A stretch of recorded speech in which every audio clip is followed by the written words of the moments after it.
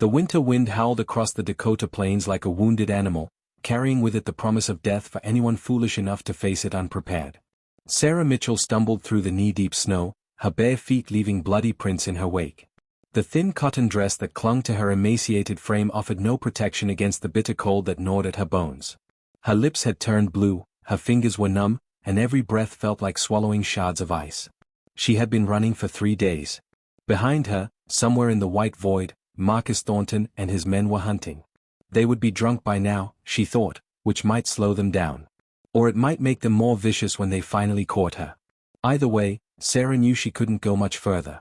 Her legs were giving out, her vision was blurring, and the temptation to simply lie down in the snow and let the cold take her was growing stronger with each agonizing step.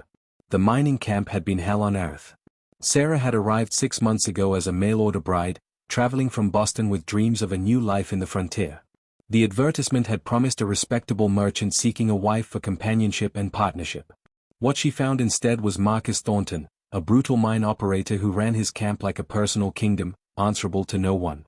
The first time he hit her was their wedding night. The beatings became routine after that, along with the starvation whenever she displeased him. Marcus enjoyed control, enjoyed watching her flinch when he raised his hand, enjoyed the fear in her eyes when he withheld food for days at a time. The other men in the camp looked away, too dependent on Thornton's employment to risk intervention. Sarah had endured it all with grim determination, waiting for an opportunity to escape. That opportunity came 3 nights ago when Marcus passed out drunk after a particularly violent outburst. She had taken nothing but the clothes on her back, knowing that any delay could mean her death. She ran into the frozen wilderness with no plan, no supplies, and no idea where she was going. Now, as the sun began its descent toward the horizon, painting the snow in shades of orange and crimson, Sarah's strength finally abandoned her. Her legs buckled, and she collapsed face first into a snowdrift. She tried to push herself up, but her arms wouldn't respond. The cold was no longer painful, instead, a strange warmth was spreading through her body, and she recognized it as the beginning of the end. This is how I die, she thought with surprising calm. At least I died free. She closed her eyes and waited for the darkness to claim her. The sound of approaching horses pulled her back from the edge of oblivion. Marcus had found her. Of course he had. Men like him always won in the end. Sarah tried to move, tried to drag herself further into the snow, but her body refused to obey. She heard voices speaking in a language she didn't understand, felt strong hands lifting her from the ground. Please, she whispered, though she wasn't sure if the word actually left her lips. Please just let me die. The hands were surprisingly gentle as they wrapped her in furs that smelled of smoke and leather.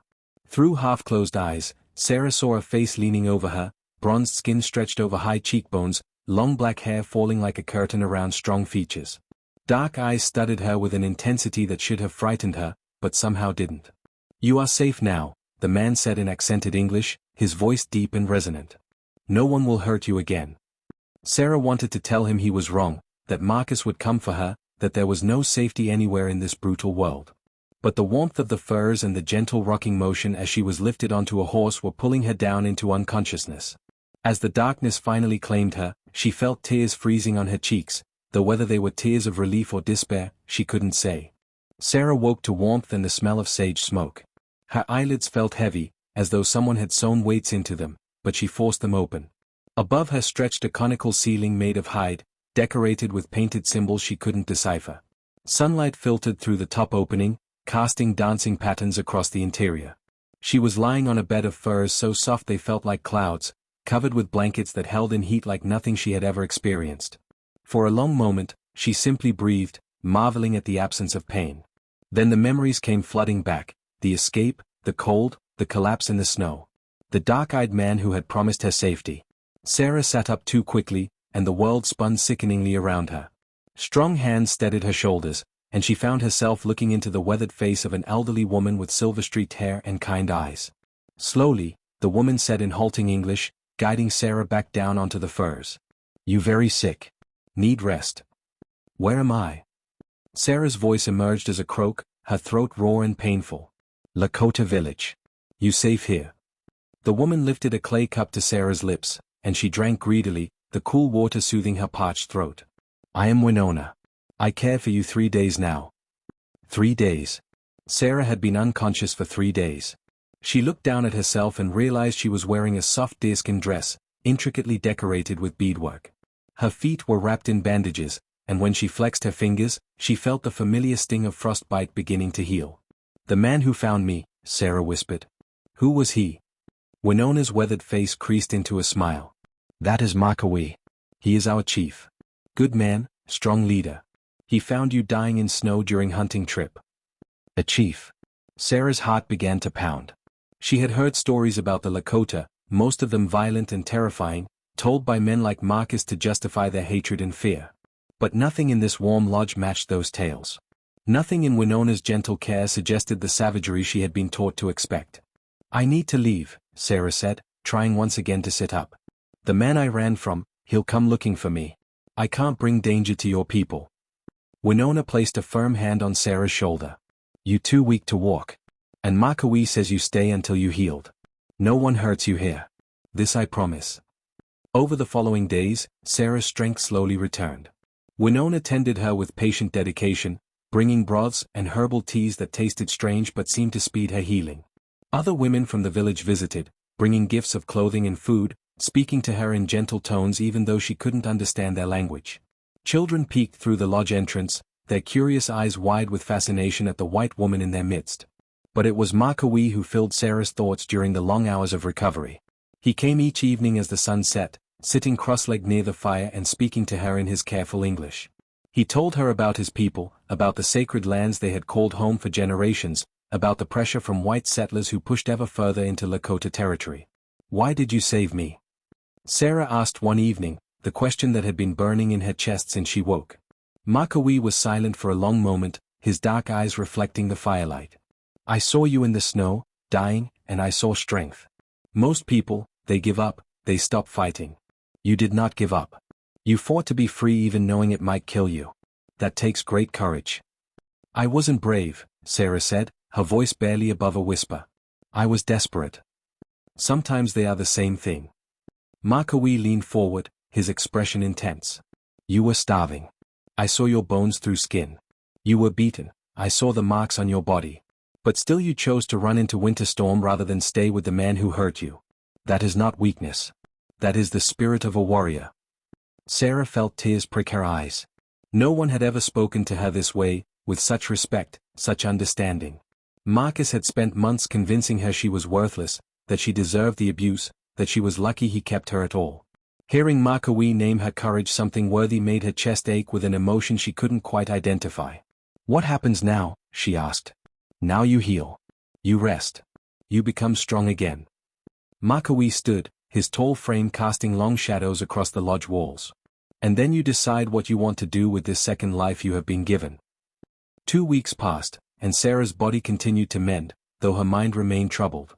The physical wounds were healing, her frostbitten feet no longer screamed with every step, the bruises that had painted her skin in shades of purple and yellow were fading, and she could eat without her stomach rebelling.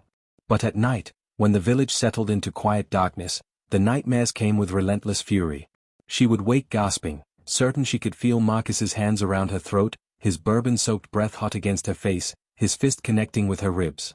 Winona would rush to her side, whispering soothing words in Lakota and stroking her hair until the trembling stopped. But the fear remained, a constant companion that Sarah couldn't shake no matter how many times Makawee assured her she was safe. During the days, she tried to make herself useful. The Lakota women welcomed her into their work circles, teaching her to tan hides and sew with bone needles, to weave baskets and preserve meat for the coming months.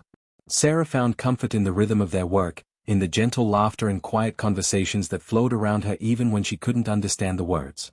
There was a woman named Zitkala, young and heavily pregnant, who seemed particularly determined to befriend Sarah despite the language barrier.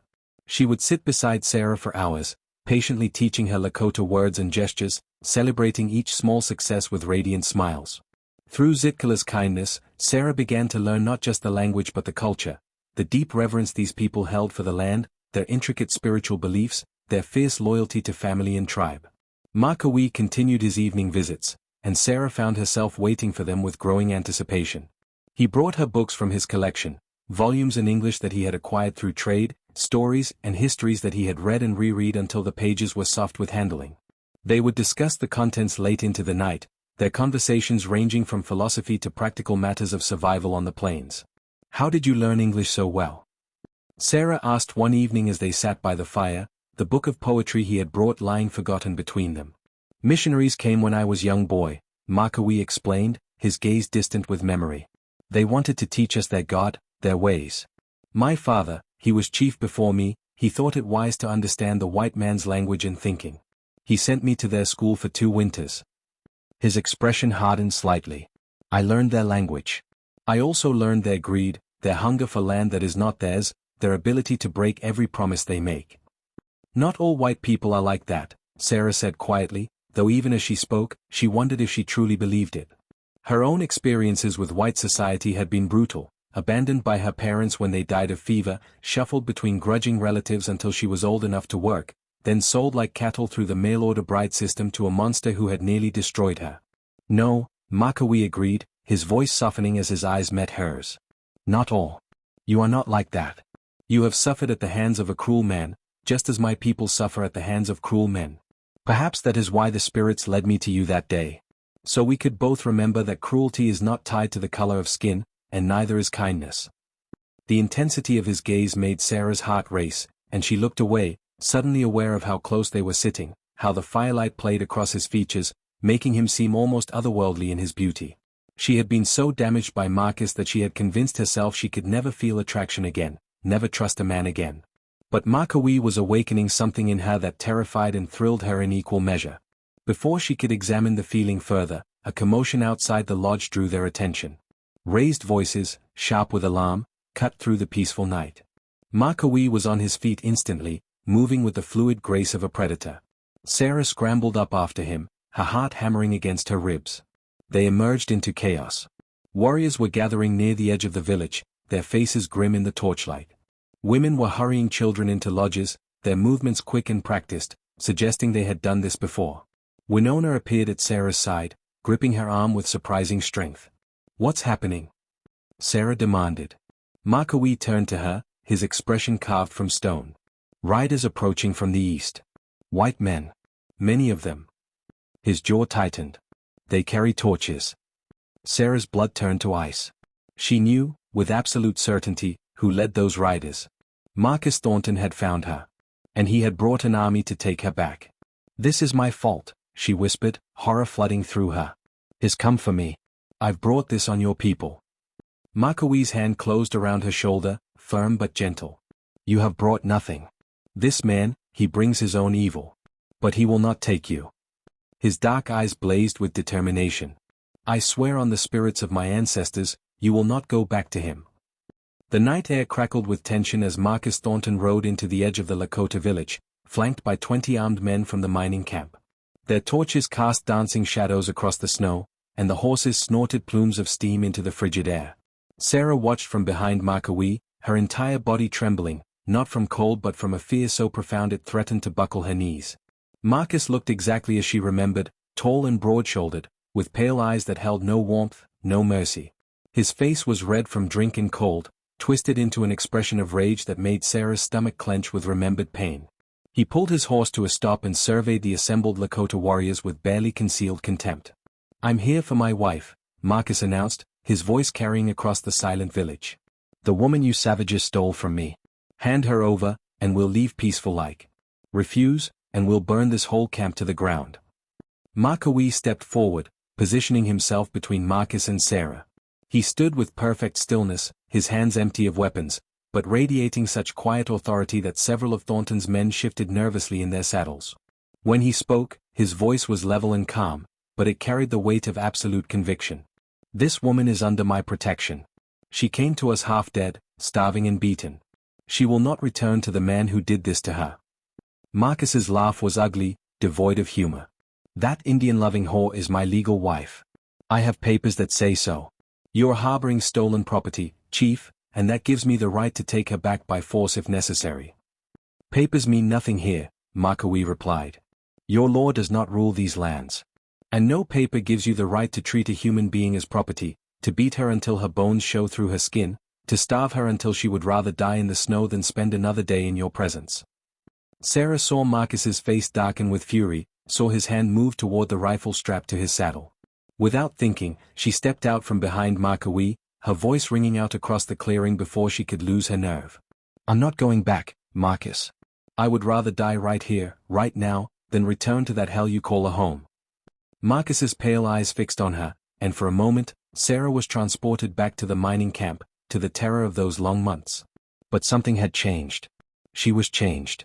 Standing among the Lakota, with Marcowe's solid presence beside her, she felt something she hadn't felt in over a year. She felt her own strength returning.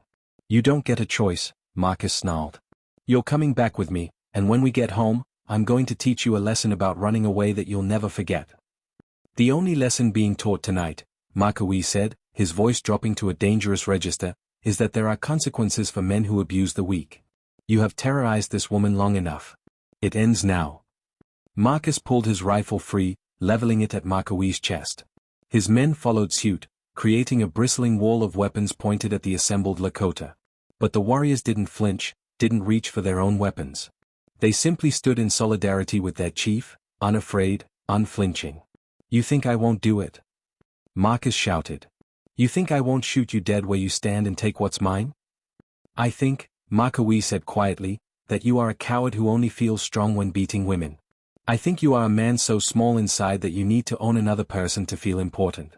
And I think that if you fire that weapon, you and your men will not leave this place alive. As if summoned by his words, more Lakota warriors emerged from the shadows, surrounding Thornton's group in a loose circle. They appeared silently, like ghosts materializing from the darkness, their numbers growing until they outnumbered the miners 2-1. They carried bows, lances, and rifles of their own, all trained on the intruders. The confidence drained from Marcus's face as he realized how badly he had miscalculated. He had brought 20 drunk miners to intimidate what he thought would be a small, poorly defended camp. Instead, he found himself surrounded by seasoned warriors defending their home and a woman they had adopted as one of their own. This isn't over, Marcus spat, but his voice had lost its certainty. I'll bring the army. I'll bring every soldier from Fort Laramie if I have to. These lands are being opened to settlement, and you can't stop progress. I will have what's mine. Then you will die trying, Marcowe said simply. But not tonight. Tonight, you leave. You ride back to your camp, and you do not return. If you value your life and the lives of these men who follow you, you will accept that this woman is beyond your reach now. For a long moment, Marcus sat frozen in his saddle, rage and humiliation warring across his features. Sarah could see the calculation in his eyes, the desperate desire to maintain his dominance warring against his survival instinct. Finally, with a curse that made several of his own men wince, he wheeled his horse around. This isn't over, he repeated, the words a promise and a threat. Then he spurred his horse into motion, his men following in a disorganized retreat that looked more like a rout. As the sound of hoofbeats faded into the distance, Sarah's legs finally gave out. She collapsed into the snow, her whole body shaking with the aftermath of terror and relief. Marcowe knelt beside her, his strong arms enfolding her with a gentleness that made her throat tighten with emotion. You were very brave, he murmured against her hair. Sarah laughed, the sound edged with hysteria. I was terrified. Courage is not the absence of fear. It is acting in spite of it. He pulled back slightly, his dark eyes searching her face. You stood up to him. You claimed your freedom with your own voice. He'll come back, Sarah whispered. You know he will. He'll bring soldiers, just like he said. I've put your entire village in danger. Marcowe's expression hardened with determination. Then we will face that danger together. The weeks following Marcus's attempted retrieval were tense with anticipation. Marcowe doubled the guards around the village and sent scouts to monitor the mining camp. But as the days turned into weeks with no sign of soldiers or retribution, Sarah began to hope that perhaps Marcus's pride had been wounded enough that he would simply let her go. Winter was releasing its grip on the plains, and with the coming of spring, the village transformed. The frozen landscape that had nearly claimed Sarah's life now burst into impossible beauty, wildflowers carpeting the prairie in riots of color, buffalo returning in massive herds, the sun warming the earth after months of bitter cold. Sarah had changed too. The hollow-cheeked, broken woman who had stumbled into the snow to escape her tormentor was gone. In her place was someone Sarah barely recognized when she caught her reflection in the still waters of the creek. Her body had filled out to healthy proportions, her skin had taken on the burnished glow of someone who spent days working outdoors, and her eyes, once dull with despair, now sparkled with something that felt dangerously close to happiness.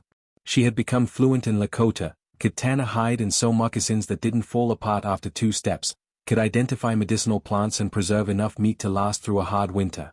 The women of the village had adopted her completely, and the children followed her around like devoted puppies, delighting in her attempts to learn their games. But it was her relationship with Makawi that had truly transformed. Their evening conversations had evolved into something deeper, more intimate. He shared with her the weight of leadership, the impossible choices he faced trying to protect his people in a world that seemed determined to destroy their way of life. She opened to him about her past, not just the abuse from Marcus, but the loneliness that had driven her west, the desperate hope for belonging that had made her vulnerable to a predator's promises. One evening in early spring, as they sat beside the creek watching the sun paint the sky in shades of orange and pink, Makawi took her hand. The touch sent electricity through Sarah's entire body. "I need to tell you something," he said, his voice uncharacteristically hesitant. "When I found you in the snow, dying, I felt the spirit speaking to me. They told me that our paths were meant to cross, that you would be important to my life, to my people." He turned to face her fully, his dark eyes intense. "I did not understand then. But I understand now." Sarah's heart was hammering so hard she was certain he could hear it. "What do you understand?" "I understand that I have fallen in love with you. That seeing you smile makes the sun brighter. That your courage and strength and kindness have become essential to me, like air and water." He lifted her hand to his lips, pressing a gentle kiss to her knuckles. "I understand that I want you to stay, not as a guest, not as someone we saved, but as my wife, my partner, my equal in all things." Tears spilled down Sarah's cheeks, but these were tears of joy, of wonder, of overwhelming gratitude for the second chance she had been given. "When I was dying in that snow, I thought my life was over. I thought I would die alone and afraid, and that would be the end of my story. But you saved me, Makawi. Not just my body, but my spirit. You showed me what it means to be valued, to be respected, to be loved." She reached up to cup his face, feeling the strong line of his jaw beneath her palm. "Yes. Yes, I will be your wife. I will stand beside you, support your people as my people, and love you with everything I have for as long as I draw breath." When he kissed her, it was nothing like Marcus's brutal claim of ownership. It was tender and passionate, a promise and a question, a celebration of two people who had found each other against impossible odds. Sarah felt something crack open in her chest, like ice breaking in spring, releasing waters that had been frozen for far too long. Their wedding was celebrated according to Lakota tradition, a ceremony that bound them together in the eyes of the tribe and the spirits. Sarah wore a dress of white deerskin decorated with intricate beadwork that had taken Zitkala and the other women weeks to complete. Makawi stood beside her, proud and handsome in his ceremonial clothing, and when they exchanged their vows, Sarah felt the last pieces of her broken heart finally healing. A year later, Sarah stood outside their lodge, watching the sunrise paint the prairie in gold. In her arms was their daughter, a perfect blend of both parents, with Makawi's dark eyes and Sarah's determined chin. The baby made small contented sounds as Sarah rocked her gently. Makawi emerged from the lodge, wrapping his arms around both of them. "What are you thinking?" he asked softly. Sarah looked out across the village that had become her home, at the people who had become her family, at the man who had shown her what love truly meant. "I'm thinking about that woman who was dying in the snow. How certain she was that her story was ending. How wrong she was." She turned to smile up at her husband. "I'm thinking about how sometimes the worst moments of our lives lead us to the best. How sometimes we have to lose everything to find what really matters. How faith isn't believing that bad things won't happen, it's believing that even when they do, there's still hope for something beautiful on the other side." Makawi kissed her forehead. "The spirits brought you to me for a reason. They knew we needed each other." As the sun climbed higher, bathing the plains in morning light, Sarah held her daughter close and leaned into her husband's embrace. Marcus Thornton was a distant memory now, his power over her completely broken. The soldiers he had threatened never came, his influence extending nowhere near as far as his ego had convinced him.